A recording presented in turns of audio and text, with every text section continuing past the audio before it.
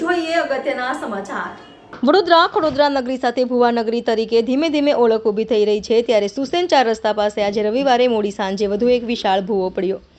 સુસેન 4 રસ્તા પાસે આજે રવિવારે મોડી સાંજે વધુ એક વિશાળ ભૂવો પડતા વાહન વ્યવહારને અસર થઈ રહી છે। અગાઉ અહીં નજીકમાં જ 2 મોટા ભૂવા પડ્યા હતા।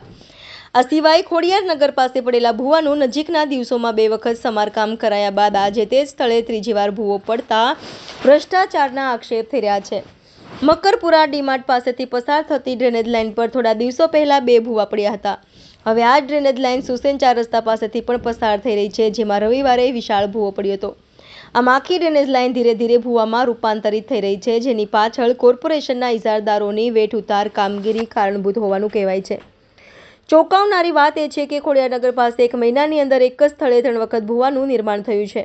આ ભૂવાનું 2 વખત સમારકામ કરાયું હતું। સમારકામ પણ ગોકળ ગતિએ કરાતા રોજ હજારો લોકો હેરાન થતા હતા, પરંતુ કોર્પોરેશને સમારકામના નામે માત્ર ને માત્ર વેઠ ઉતારી હોવાનો આક્ષેપ થયો છે।